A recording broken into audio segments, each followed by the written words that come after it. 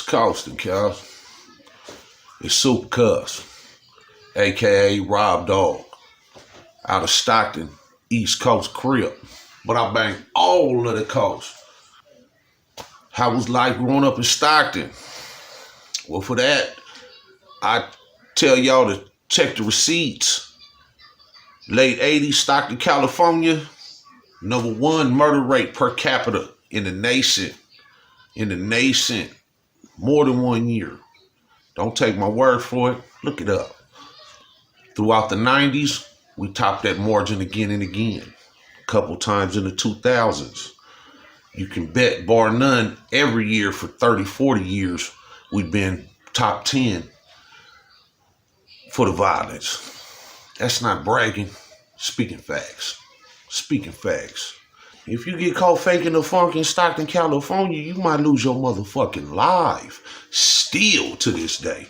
But most especially back in the days. The stuff that's acceptable now on social media would have never got any type of play back in the 80s and 90s. For sure. It's a level of violence that rivals crimes in cities like Compton and Oakland.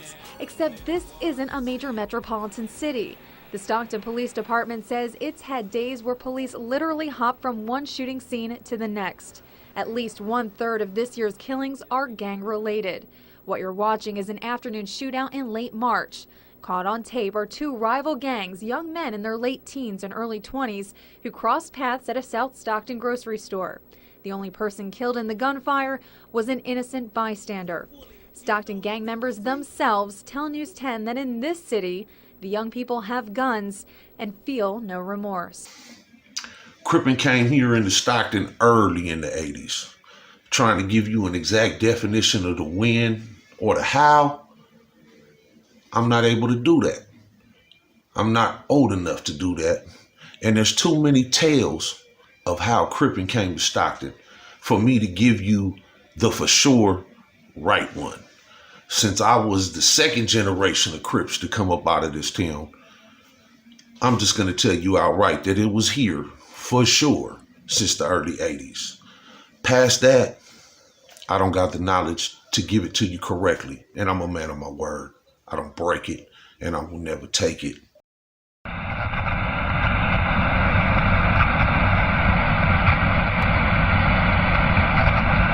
LA homies roll their eyes at Crippin out the side of LA. Abso-fucking-lutely. In prison, I watched a lot of homies from different places other than LA that was Crips, get a judgmental look from a lot of homies from LA. A lot of them felt a certain kind of way about that. As for myself, the way I seen it is they just got a real tough guy attitude because that's how they was brung up and raised. Myself in Stockton and being of a pale persuasion in probably the most scandalous hood from Stockton, California on the east side, I could tell you outright I had to deal with that anyway. So it wasn't nothing new to me. And I took to it like a motherfucking shark in water. So I never really got that. Homies didn't really give me that because I was quick to want the issue, the problem everywhere I was at, in all the prisons I was at. If you was bringing any kind of funk my way, direction, funny stares, any of that shit, cause I was right at you about that. Whatever you wanted to do, we could do it. Right then, right there. And ask thousands of homies that done did time with me in the 6 prisons that I did time throughout the 90s. Now, what I did find is homies from LA will respect a Crip from anywhere if they are legitimate in their cause. If they walk that walk and they're not the scary type. If they draw their motherfucking line in their sand, the line in the sand and stand like a motherfucking man 10 toes down, I ain't seen a problem. That's how I go with everybody. At first with the C's, but now with everybody. That's how it is. Real men are needed now more today than ever before.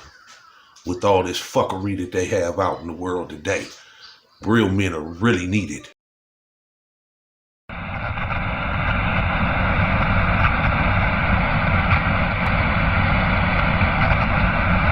Yeah. You know, as far as motherfuckers like me, uh, I don't know a lot that I would even associate in that realm because they might be in that life and my complexion cuz, but to say that they're like me, I can't really do that. I could vouch for a couple, Tony T from Pomona Mafia, Big Ran, the homie from EC 1200 block, the homie Wack from Dago. There are a few others, but now I'm speaking on personally that walk this walk, and that I know kept it 100. Me, I got a notorious reputation for these knuckles, these pistols, and these blades. Some tend to hate that. Matters not to me, because I spent my life proving my tough guy. My life. I ain't no longer proving nothing. I'm enjoying myself. See, after a certain amount of time, you got to overstand where you stand. And the things that was important to me before are secondary to me now. Yes, I'm the only pale-skinned individual banging that shit from East Stockton back then.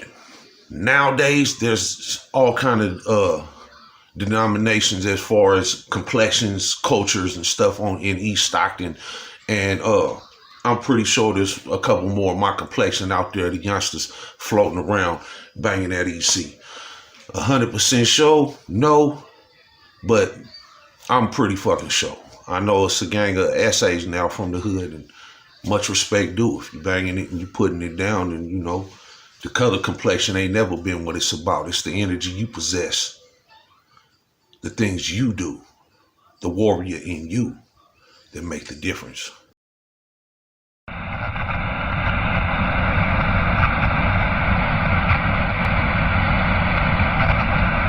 Anybody who know Rob Dog from any of the joints will tell you when I hit the yard and the whole time I was on the yard, it was open door policy if anybody wanted to see me with these, for sure, without a doubt. And a few classic stories is around of these if I've danced with some couple Crip homies, you know, and others. It was what it was. I still say undefeated. 6 penitentiaries, 6 prisons. Closest thing I had to was a loss is when I got into it with all the white boys on the yard by myself in Mule Creek. And we all went to the hole with black eyes and busted noses and bleeding and shit. All of us. And it was just me versus them. Fact. Don't take my word for it. Go check for yourself. Find some homies that did some time with Rob Dog.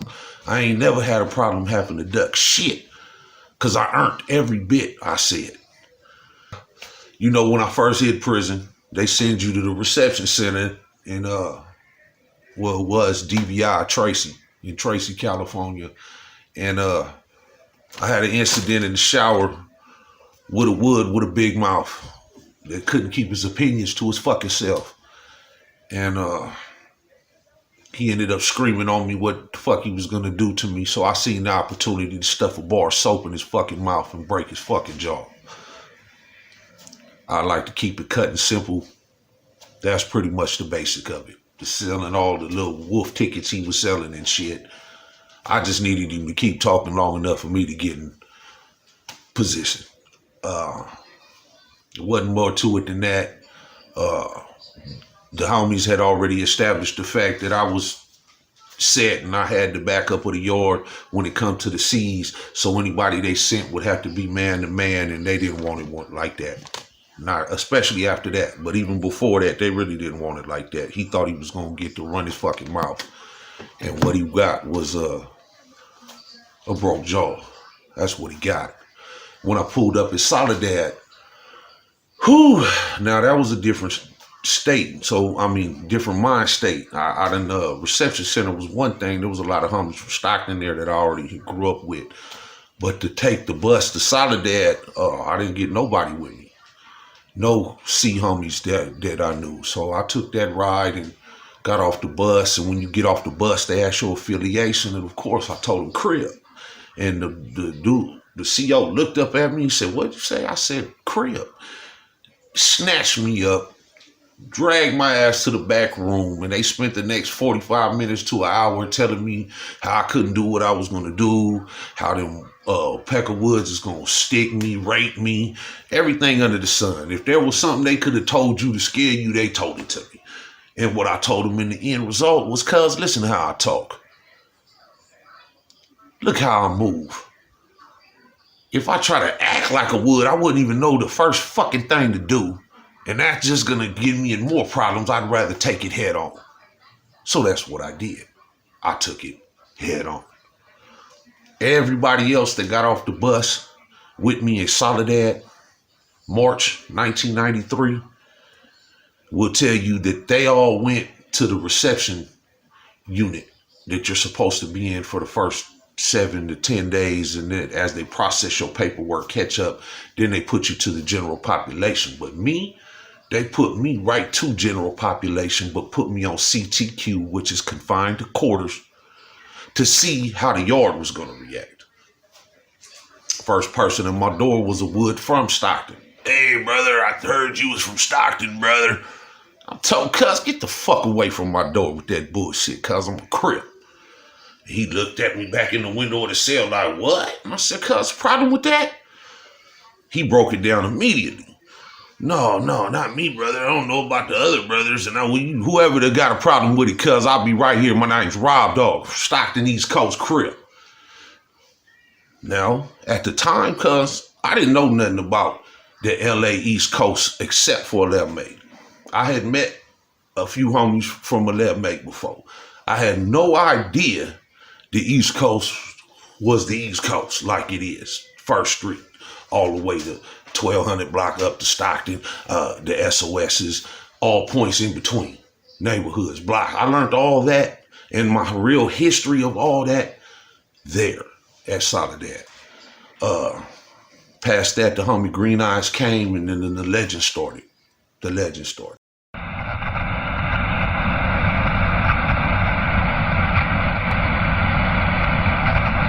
Everybody got regrets, cuz. Anybody who don't got a regret ain't looked back upon their life properly, in my opinion. Would I change shit? No, I wouldn't. Because I wouldn't be the person I am today if I didn't go through the shit I went through yesterday. If anything, I wish I had my sons back. Holding my son in my arms and him dying in my arms was painful. And I blame the DA of Stockton, California for that. And the system, and that they created the monster that they have today in Supercuz. That I will enlighten the world, I will change the world, and I will save us from this evil. At the very least, I will be a powerful piece in that push. Because of that, I lost everything and I jumped into the cage as an MMA fighter. Because I didn't want to just run back to the streets and do it all again as Rob Dog Loco. I wanted it to be more than that. My book couldn't just read that. So I myself became the counselor. I myself became the therapist. Because nobody can change you better than you can change you. Nobody can give you better advice for you than you. So instead of hanging out every day, I chose to find a hobby. I started back collecting comics, toys. I started training MMA. So I didn't have the time. By then I also had 2 daughters. And after burying my son, I had the choice. I dropped my first album, Rob Dog Loco, OG Set Vet, in 2003, still available on all digital platforms. And I could have chased the dreams. I had several offers. I had a couple to move to LA. I could have been a star, but I wouldn't have been the father that I am. And after burying my son, and holding my daughter. It changed me. The man who was the eternal outlaw that I've hung with gangbangers and bikers and outlaws my whole life, never ever thought I'd be a father. But it changed me. A daughter will change a man. And then I had 2 daughters. And I had to look myself in the face. Was I willing to go on tour and leave these little girls? And the answer is no, I wasn't. I was not. For a daughter without a daddy will grow up to look for a daddy. True Max and players understand what I just said. Squares might not. I don't regret my decision. I love my daughters dearly. And now I have even more daughters.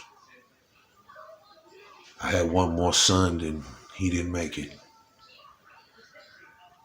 And to be honest with you guys, I blame myself for that. A life of violence and mayhem does bring repercussions.